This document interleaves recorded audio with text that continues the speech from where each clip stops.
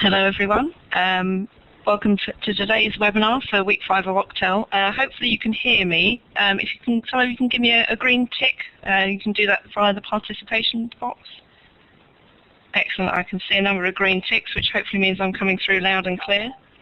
If you do have any issues with audio, then please feel free to put them in the chat box, and we'll try and assist you.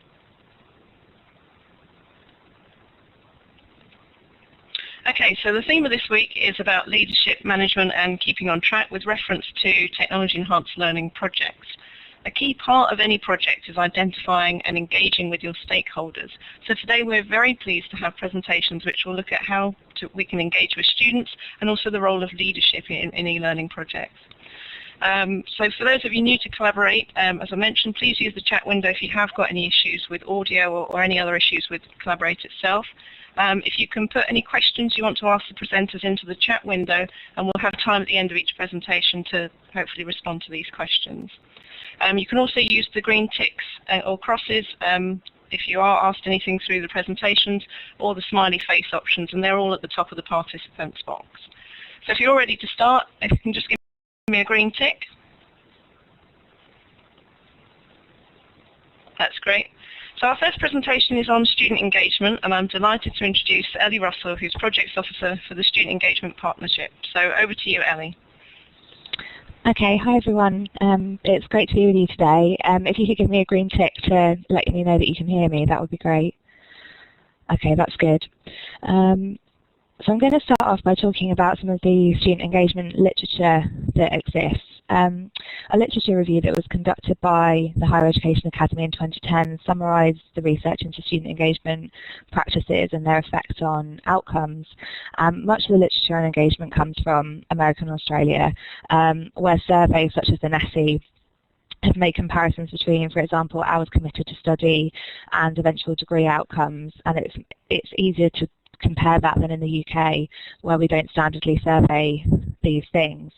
The review grouped the existing literature into 3 themes that you can see on the slide. So by far the most evidence was available to support the notion that students' engagement with their own learning and active participation and so on.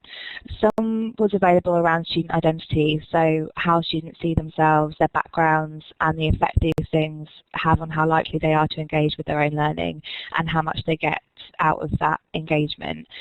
And the final theme is student engagement in structures and processes, which looks at student representation, but primarily as a leadership role, such as a place in a committee rather than as an agent for change.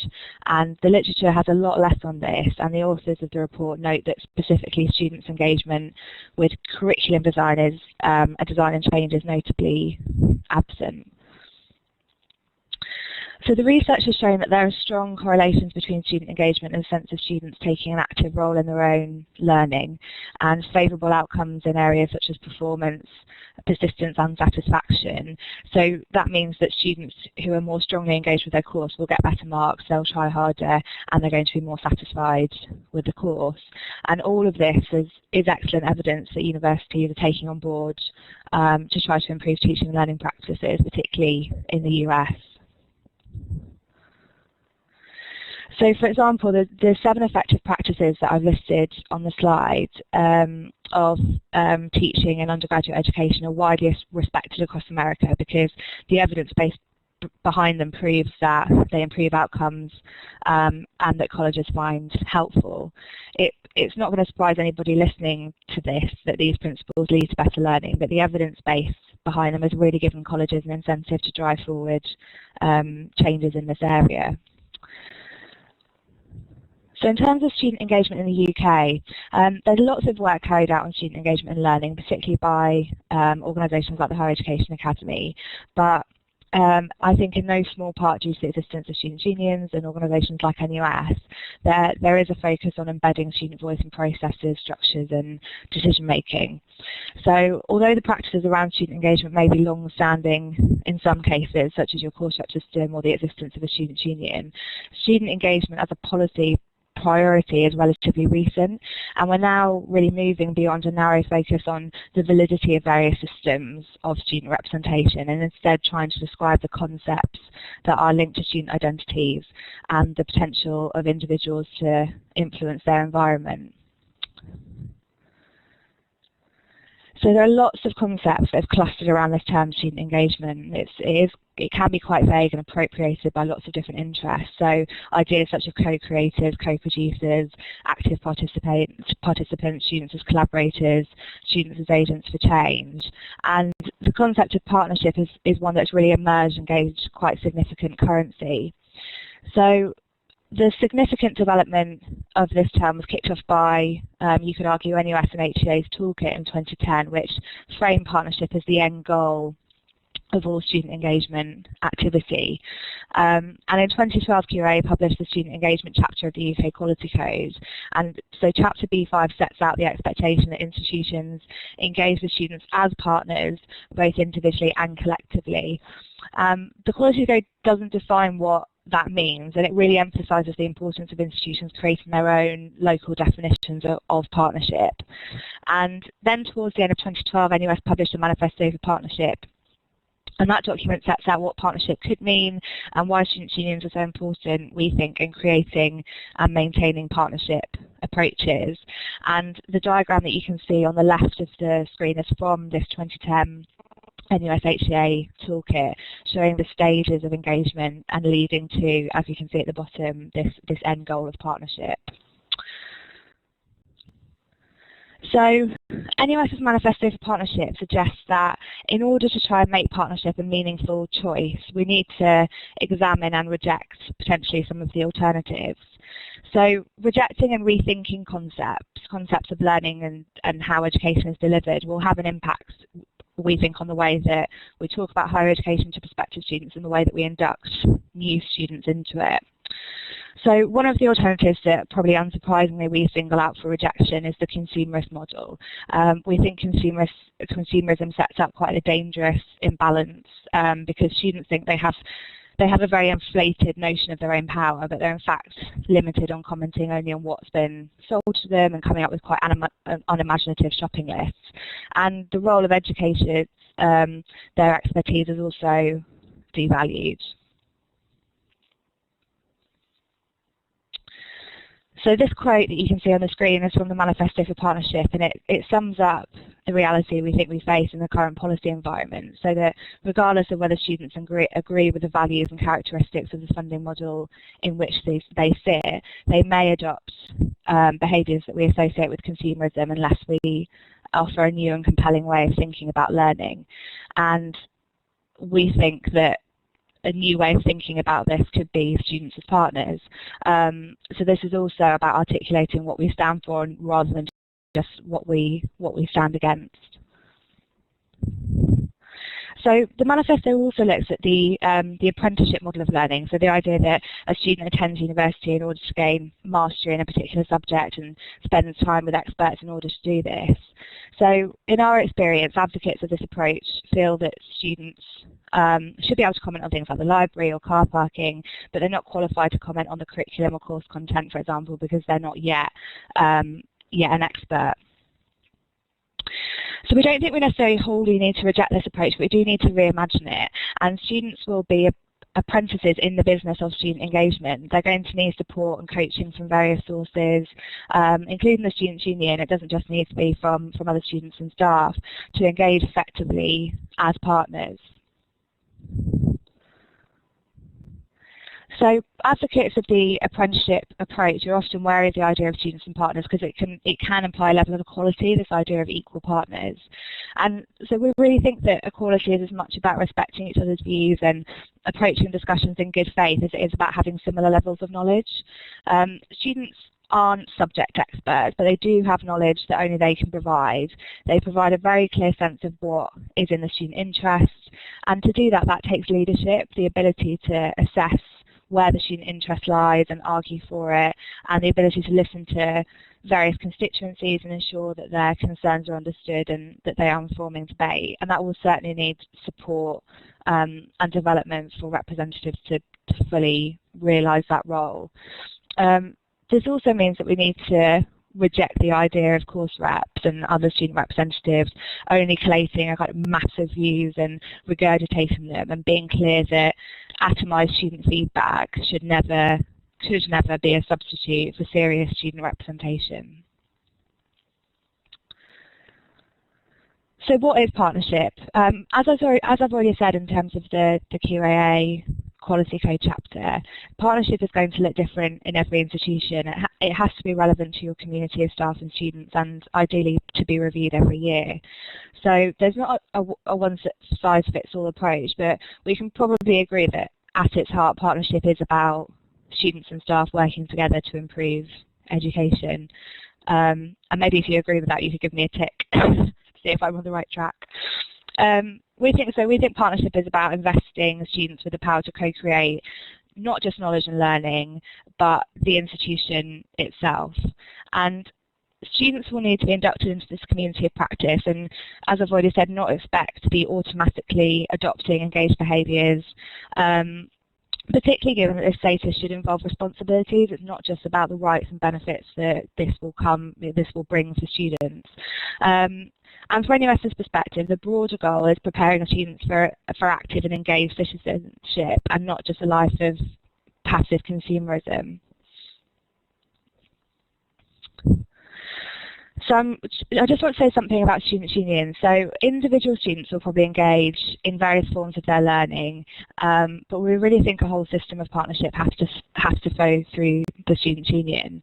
In the student movement, we value collectivism, democratic representation, and students that self-organise are powerful. They set the agenda and speak collectively for their own interests.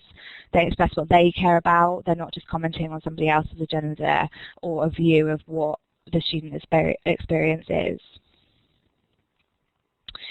So student engagement can feel simultaneously exciting and quite difficult, and that's probably because student engagement is inherently political. It's a contested space and there's no right answer. There are different levels of power, different people exerting their influence. And so on the slide, these are some questions that we might ask ourselves in a political environment, all of which are pertinent if you're thinking about student engagement.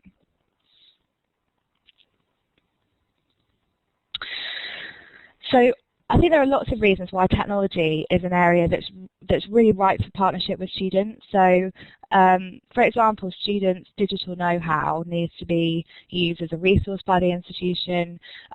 Students' learning is no longer really under the control of the institution, and students' practices with technology are really varied and challenging and innovative.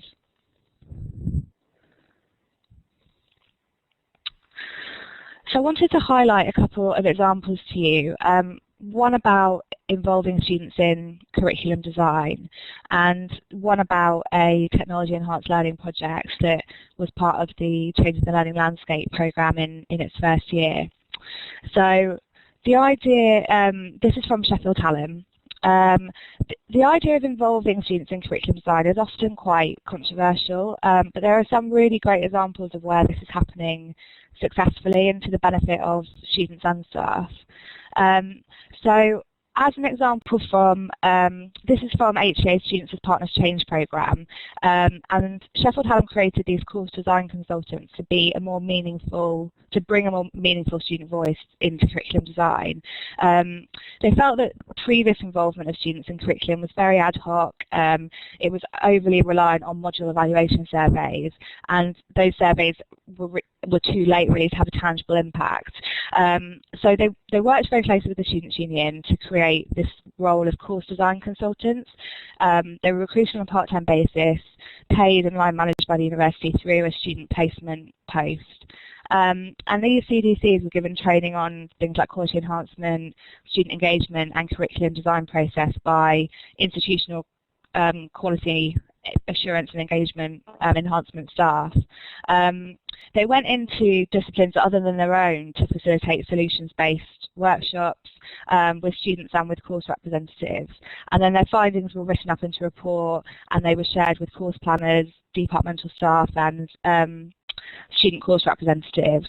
And they were there to provide a dialogue throughout the course design process, so not just at the start or at the end, but throughout this entire process.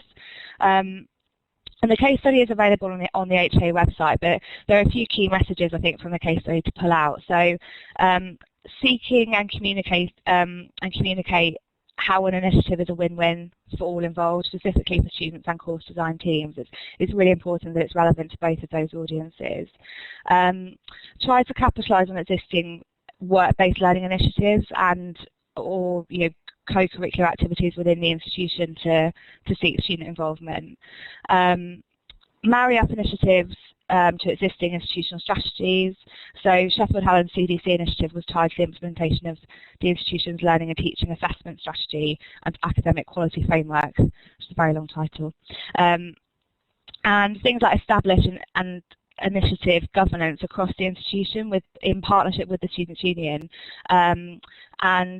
So, for example, members of the Student Voice Committee provided a really valuable insight and direction into this initiative. So they looked at opportunities for input across the entire institution and with committees and within structures that already existed.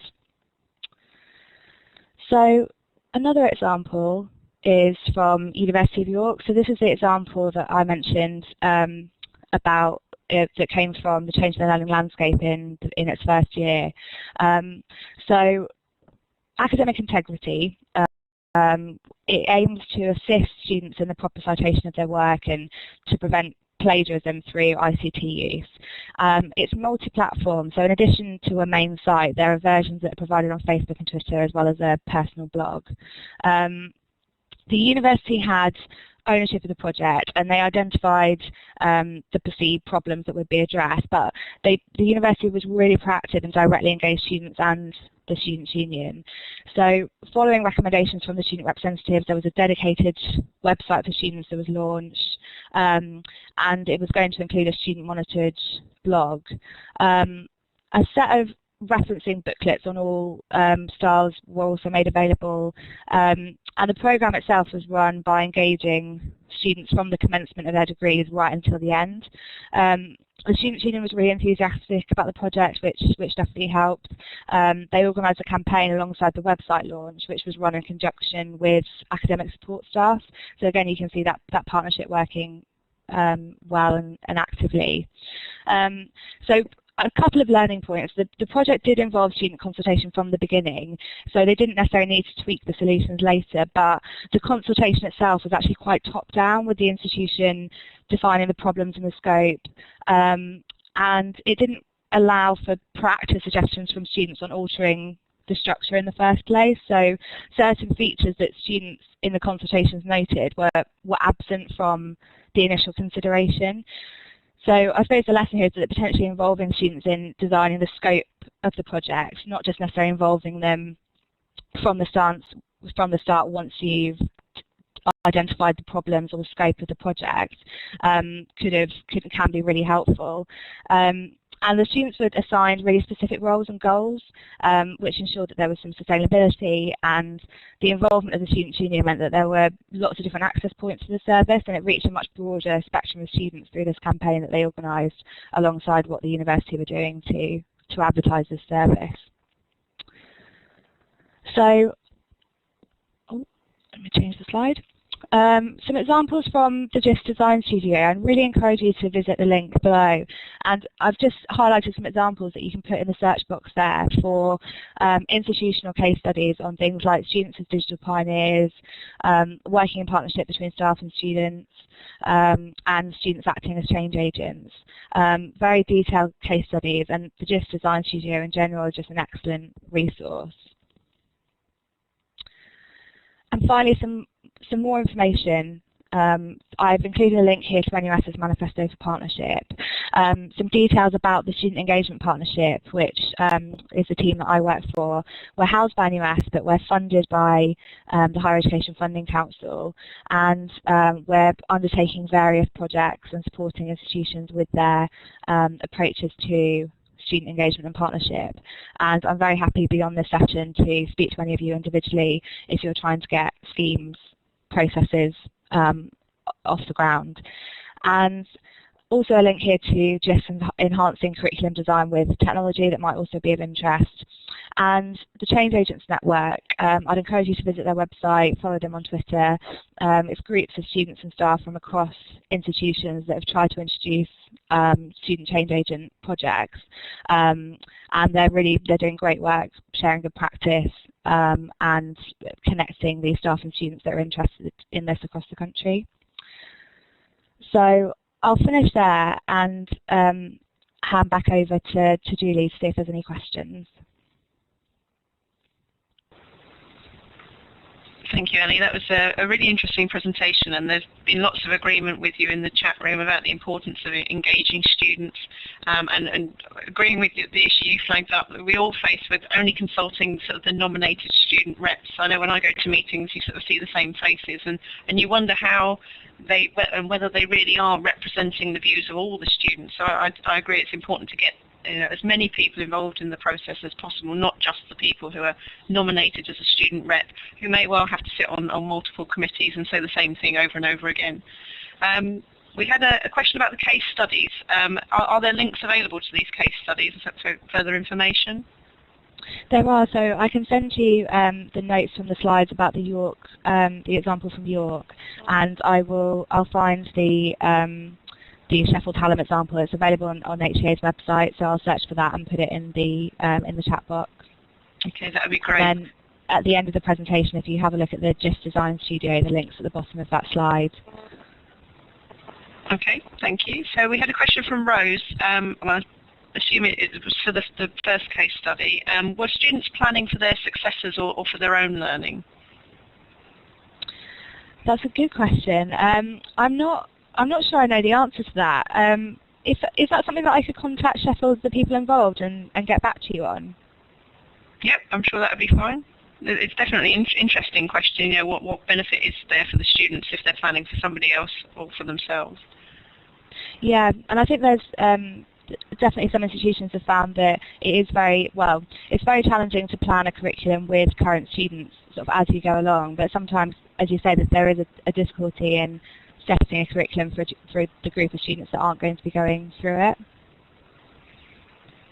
So there was another point from Debbie who said, is there a case of making it simpler for involving students? So sometimes the committee structure proves one too many hurdles. Is that something you've found, that committees tend to get in the way?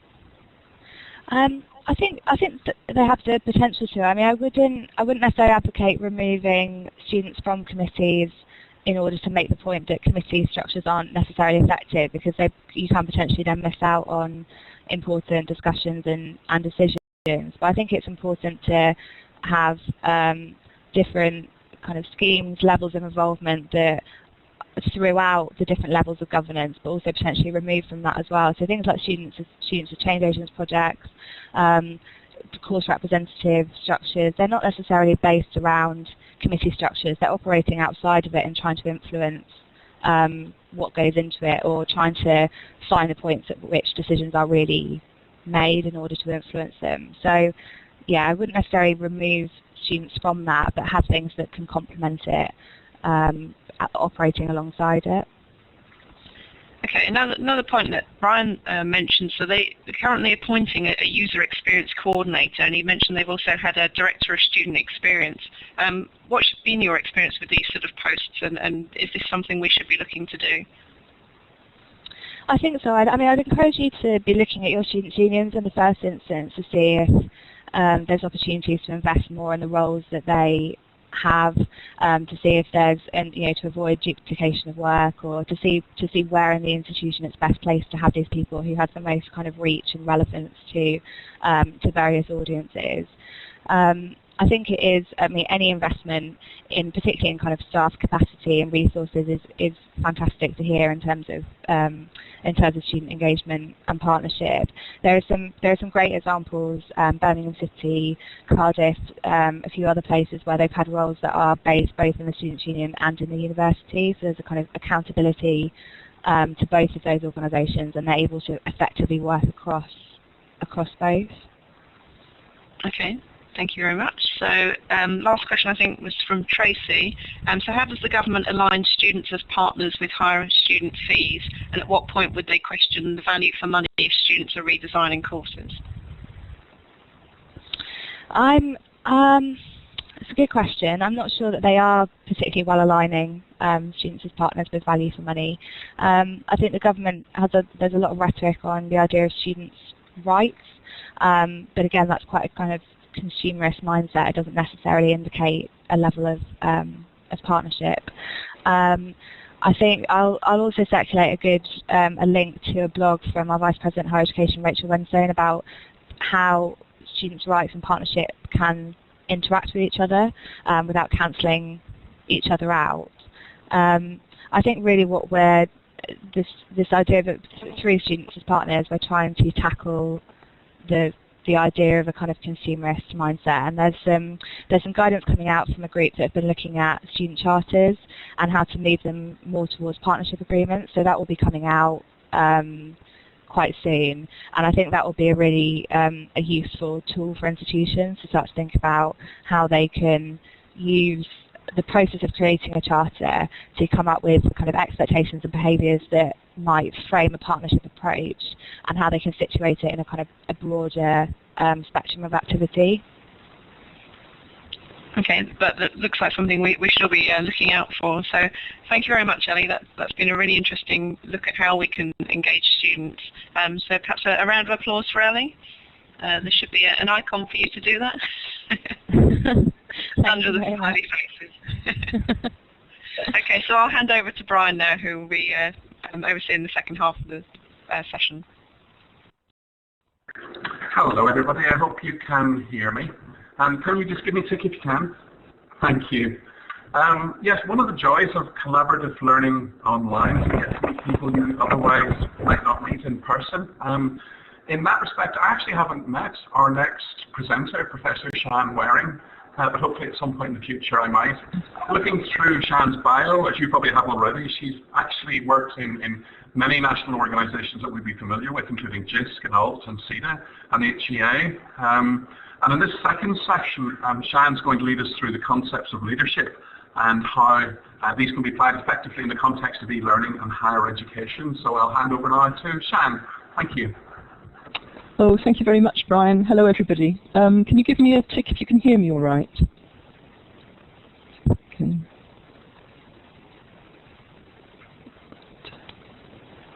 I might be looking in the wrong place for those. Can you give me a little feedback on chat that you can hear me? Oh, great. Okay, thank you very much. My next question is how I move through the slides. Am I doing the wrong thing? How do I bring my slide up? Is that in my, oh, okay. Can you see my first slide now that's leadership and working in partnership? Again, could you give me a little okay in the chat? Not yet. Okay, what do I need to do for that then? Blank now.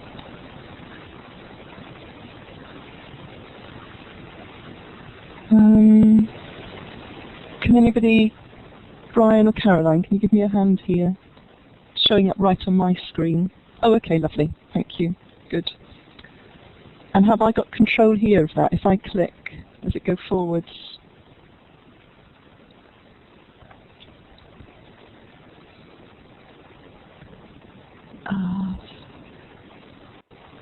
Okay, well I'm just going to start talking and hopefully I'll sort the slides out as we go. Thank you.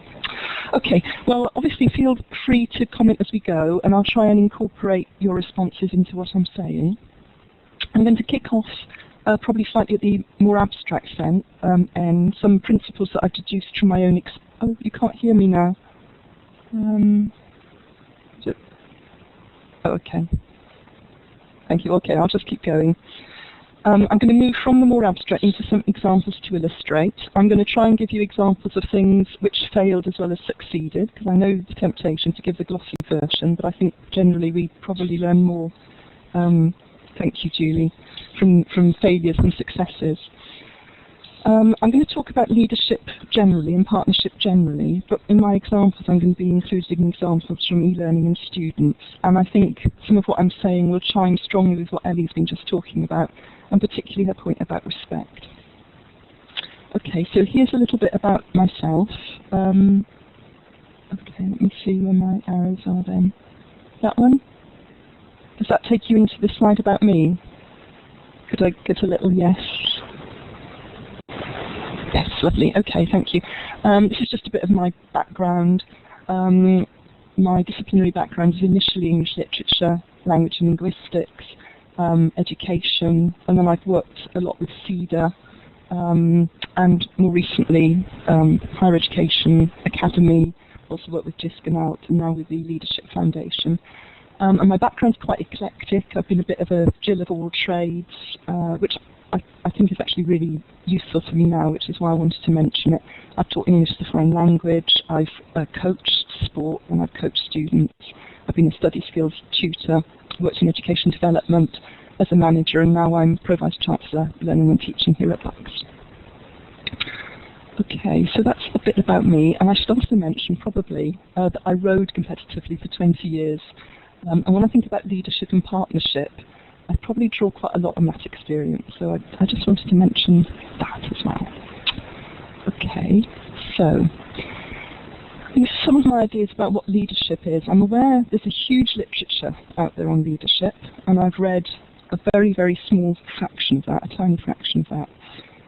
But I do draw on a lot of principles which I find useful day to day. My first example comes from Middlemarch, and there's two characters in Middlemarch, and they both say this phrase, "What can I do?"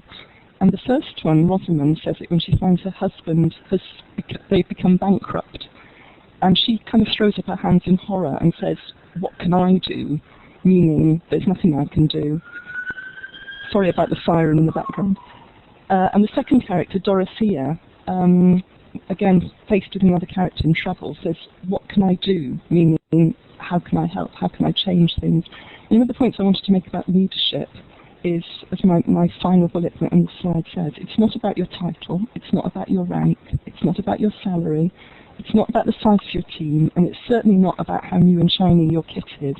It's actually about making a decision that you're going to intervene and change and make things better. And I think people can do that from anywhere in an organisation. And I want to talk a bit more about that as I go through my talk. The next example, efficiency Tourette's, was a phrase I found in an article about Sheryl Sandberg, the COO at Facebook. And she said that she was obsessive about making things more efficient, and she gave an example of being at a children's party and changing the way the children went up a slide and down the slide in order to make the queue run more smoothly. And when a friend of mine read that article, she said, "Oh, I've got that too, I've got efficiency Tourette's." And I think I have some of that as well. I'm really obsessed with things working and systems working. And I think that's actually quite a drive, particularly in e-learning projects, and I'll come back to that again as well. My next point is about the idea of flow, that when you're doing anything well, and that includes leadership, you lose your ego in the interest of trying to get the thing you're trying to do done. And one of another colleague says that when he comes into work, he puts his ego in the drawer. And I really like that, because I think for many people it's the opposite of what they think leaders are or do. That it's not about protecting yourself from vulnerability or from being wrong. It's not about being right at all costs. It's not about driving through your solution. It's not about you at all. It's about what you can make happen through the activities of leadership. And I think that's really important. Servant leadership is an idea that I really welcome, which is that you're there for the other people. So I think that's back to you're not the person with the most expensive kit or trying out everything that's new. You're the person who's there to bring out the best in other people. And one of the things I'm very conscious of is if I came into work and I personally tried to work more efficiently, and I maybe moved my efficiency or my contribution up to the organisation up 30%, that would still be a drop in the ocean compared to what can happen if I work with other people in the institution, so each of them can give more. And the benefit institutionally to everybody in the institution being able to give fully of their own capacity, their creativity, their energy is much, much greater than anything I could personally do, except by facilitating and supporting them. The next point is a combination of the previous one around distributed leadership. I really think my job is to help other people make autonomous decisions within the framework of their role and their capacity and resources available to them, a real sense of their own capability so they can use their creativity, their professional autonomy, their integrity, and I think that applies to students as well as staff, as Ellie said. I think we're here to allow other people to be leaders and to take control of the environment around them as well.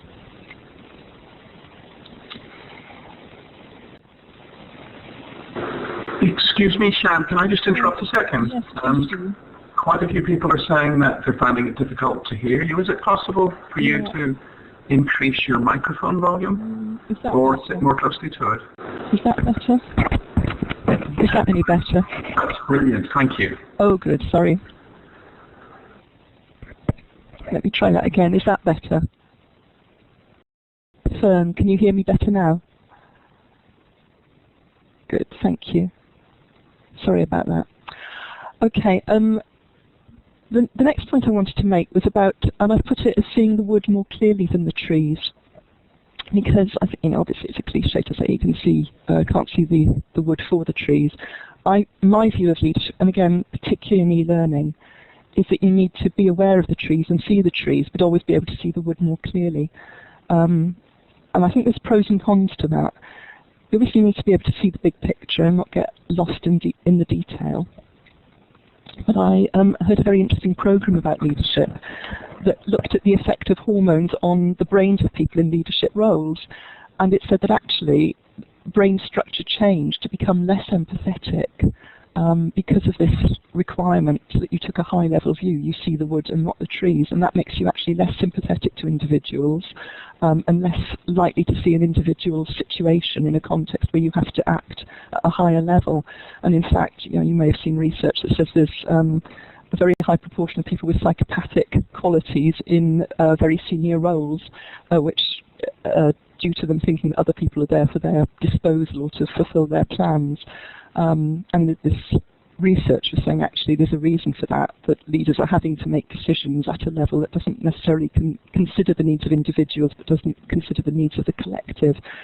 And one of the very important things as a result of that is that we have appropriate checks and balances, that if we recognise that leaders tend to move in this direction, and the longer they're in senior roles, the more their brains will tend to do this, it's really important that we surround them with the checks and balances that keep them grounded and keep paying attention to the trees as well as the wood. So not exclusively the needs of the collective, and a sense of the needs of individuals as well as the collective.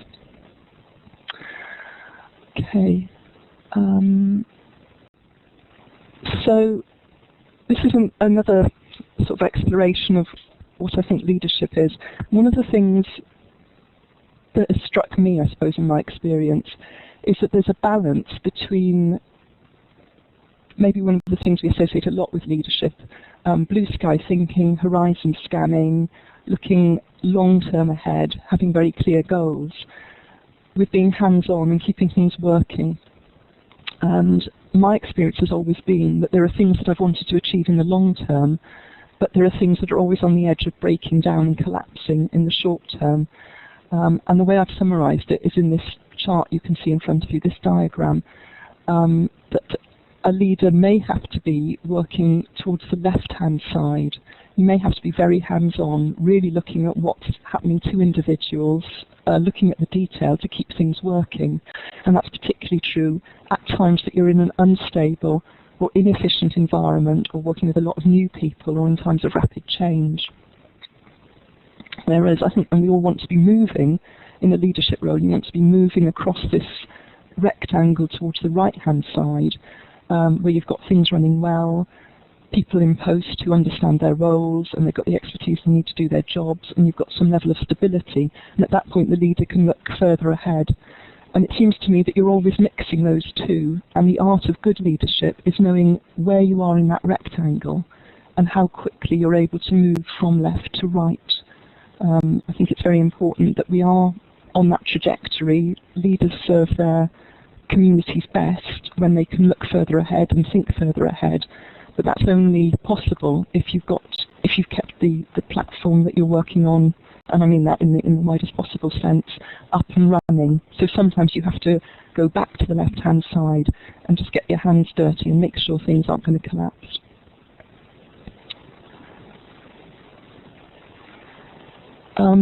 In terms of how we do that, and I'm sure I'm absolutely, I'm just looking at Humpty Dumpty now thinking, I'm teaching my grandmother to suck eggs here. I'm sure everybody listening is very conscious of principles of good project management and program management. I must say, in my experience of working with senior managers in higher education, that hasn't always been the case. But I have found principles of project management and program management very, very useful. And I think the key things that I've learned from them are around key stakeholder analysis, knowing who's got a stake in something, communication strategy, making sure you tell people about what's happening and you listen to them. I'll talk more about that in a moment. Very clear about deliverables and the resources you've got to deliver it. Risk analysis and mitigation. What I have found is it's very difficult to stick rigidly to a specific methodology.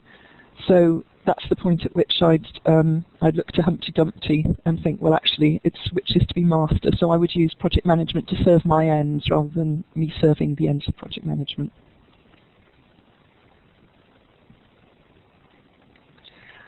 Okay, can I just take a moment now? I'm just going to look back through your comments because I found I can't read and talk at the same time. So I'll just take a minute and I'll read through what you've said and try and respond.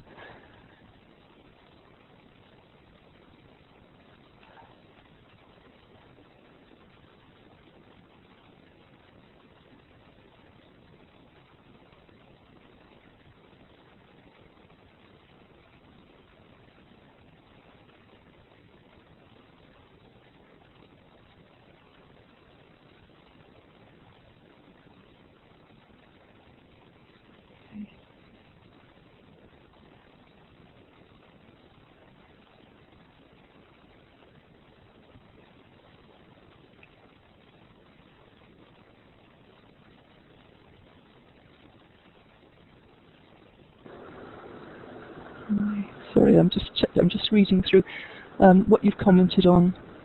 Yeah, I do understand that e-learning leaders often aren't in control of the rest of the organisation, and I guess from that point of view, it's really important to know the exact parameters of your influence and authority, and also working closely with partners, which is what I'll come on to in a moment. Okay, so what I'd like to do now is move into some specific examples around change and partnerships. And you've got a picture in front of you of my desk this morning, which is a recreation of post-its stuck to a computer screen, which is to help me illustrate my next example. Again, one of the things that my experience has found often has gone wrong with projects is that we focus too much on the systems and the kit and not enough on the people who need to make the changes and their views of those changes. Thank you. Thank you for your comments. Maybe I tidied it up a bit before I took the picture. In my last role, I was involved in a big project to move assessment online. I'm going to talk about that in a moment. And one stage of that was the distribution of digital assignments or digitized assignments to markers for marking and return digitally, and I'm sure many people are doing that right now or have already done it successfully. At the particular time, I was working in an institution with a lot of hourly paid staff. About half the teaching was done by hourly paid staff. And the system of, successfully but painfully, yes, I can imagine, and it was painful for us too, the hourly paid staff would come in and collect paper-based assignments from the office and go out with them, and the administrators would stick post-its on their screens with the names of the people who needed to collect assignments or had collected assignments. And we had photos of these, a photo like the one I've just recreated of the post-it stuck to the computer screens. It seemed a no-brainer to me that we moved to a digitized system where staff could download the assignments, the system would know who had access to the assignments, the marked assignments would then be uploaded again and distributed back to the students. We totally underestimated how difficult it was to get the system to correctly identify which teachers should have access to which marking, whether people had done the marking in a timely way, and to send reminders. And suddenly it just dawned on me that actually the post-it system could do something very, very sophisticated that it was very difficult to get the computer system to imitate. So the administrator could just look at the lecturer and know if they were entitled to take the marking away or not. They could look in the box and see who'd collected their marking and who hadn't. And they could walk down the corridor and see somebody who hadn't done their marking yet and say, please can you do your marking?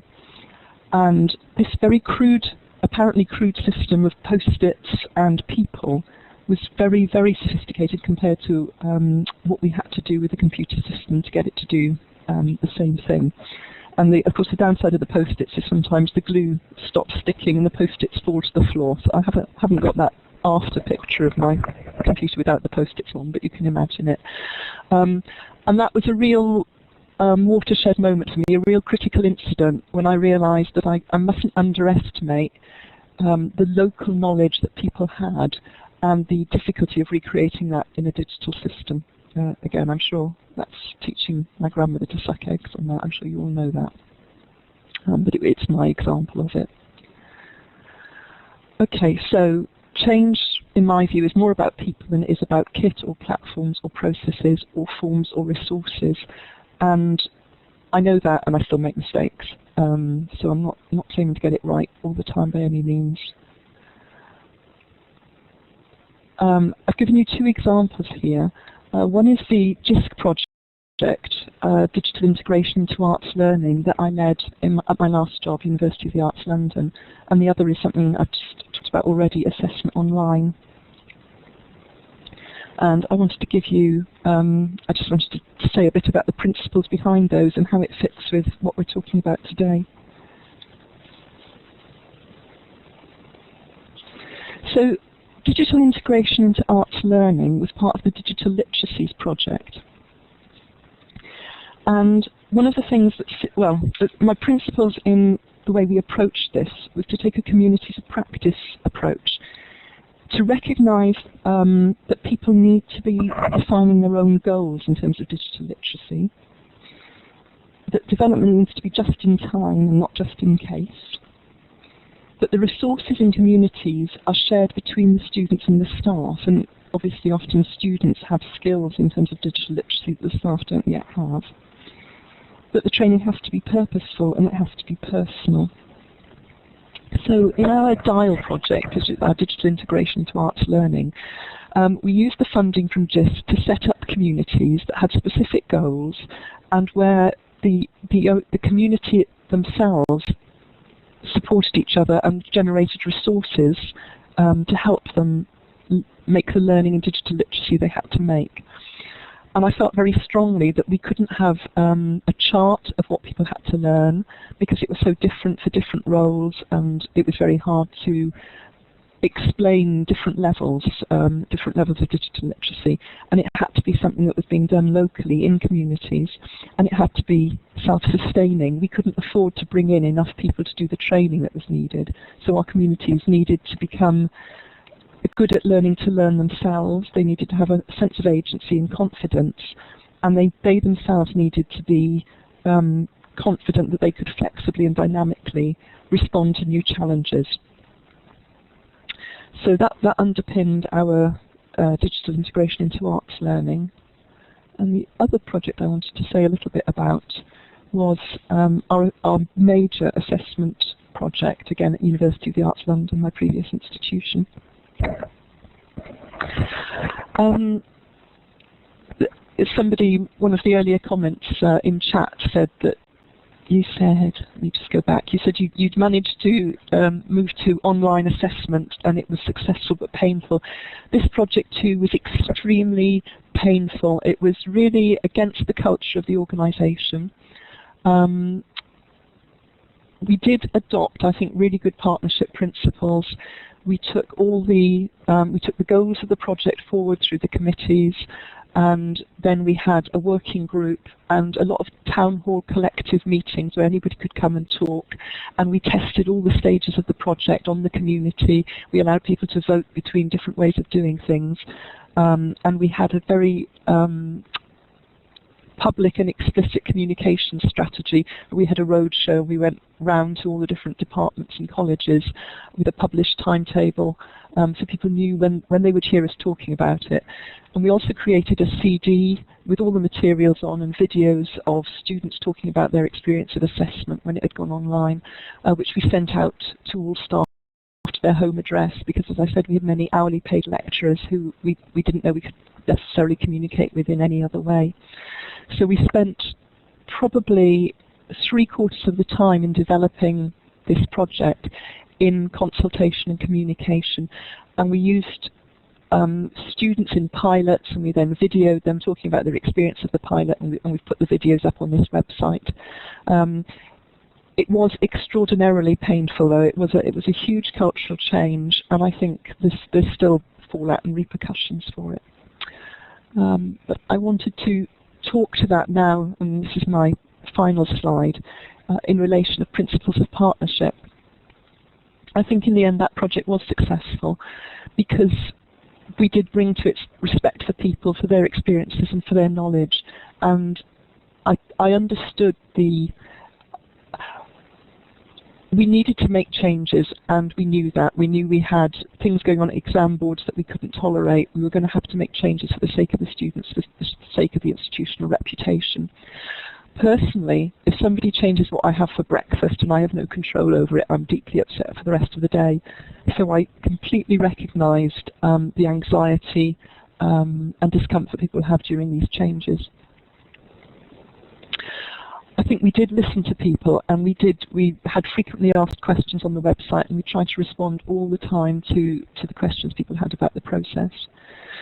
We also tried to be very clear about roles and expectations, and I think back to Ellie's point about involving students as partners, and the fact that it's not necessarily an equal relationship, and that doesn't undermine the partnership. I think we have to be very clear when we're consulting people, why we're consulting them, and how we might listen to them, incorporate information from what they've told us into the outcome. But it's not a democracy. We're not voting. We're not trying to bring. Everybody's opinion and view and need won't have equal representation in the solution that we ultimately implement. But we will have listened to everybody, and I think that's really important. And that goes into my next point too. I did hear, as far as possible, everything that was said to me, and we did try to share that information backwards and back and close the feedback loop. To me, timing is terribly important, and just back to my earlier slide with are we at the left-hand side of the rectangle or the right-hand side? I think a real art for leaders is combining speed and patience. Sometimes you have to move really quickly to get something done, to spare people the agony of the drawn-out consultation, and sometimes you just have to wait for people to think through the change, absorb it, try it out, and talk to each other about it. And I think there's an art in understanding which of those you need to be in and how you balance the two of them. And the final thing that I wanted to say, and I've realised I haven't put it down on this slide as a bullet point, is having a really clear sense of purpose. And that purpose, I think, has to be valid, principled, ethical, and tying with the institutional mission, because we had such a backlash from some of the activities we were doing with online marking and assessment, that it was only the sense that it really mattered, and it really mattered to our mission as an institution, to the experience that our students had, to our reputation, to the quality, to the experience of the staff as well. I think if I hadn't had that, we wouldn't have kept going. And I think finally, really finally now, I think it's very important for leaders to judge relative risks. And the point that was made earlier in the chat during Ellie's talk about the amount of commitment it needs to really involve students as partners, and the extent of the time and the resource that we have to allow for that. I think one of the things a leader has to do is to judge the risk of failure if we don't build in partnership and we don't take the time to do that, versus whether we can afford the time and the cost to do it. And I don't think there's always a right answer. I think sometimes the answer is, we can't afford to build partnerships properly. We have to move quicker than that. But if we do that, there may be a risk of failure because we didn't hear those voices. And just to go back to my post-it slide here, it seemed to me that there was a real risk that the introduction of online assessment might have failed if we hadn't really paid attention to the experience of administrators and what they were doing. And I think it is also often in very difficult, complex change really important to hear all the voices, because people at different points in the system, different places in the university, know things that the leaders don't know. And if you don't hear that, you get a complete, excuse my French, you get a complete fuck up, basically. So let me just take us forward again to my final slide. So I hope that was sufficiently relevant, not too abstract, and you could take from it some things that were relevant to your own experiences as well. And thank you very much for listening. Thank you, Shannon, very much. That was genuinely very refreshing and honest. Your last slide was on timing, and you've timed that perfectly, but I think we have some time for questions. If there are any amongst the chat room that people would like to retype, we can raise them. Otherwise, I have something I'd like to ask, but that can always be outside this conference, given that we've almost reached the end of time. Does anybody have any questions as we draw to a close?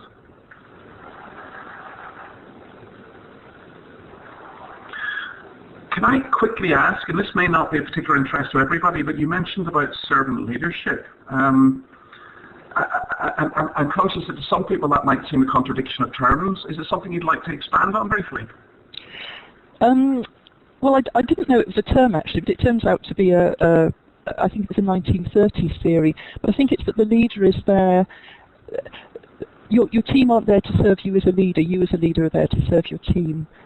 And I find that really helpful because I think, again, very clearly in e-learning, people have expertise at the cold face, which I don't have. I don't have a technical background, and I really need to listen to that. And I think my job is often to help them do their jobs properly and clear the way or be a champion. So, does that answer that? Yes, it does. Well, I'm thinking, given the time, unless any of my colleagues, Martin or Julian perhaps, have anything to add, then perhaps we should leave proceedings at this point and conclude by thanking everybody for taking part. So if we can give everybody a clap, that'd be great.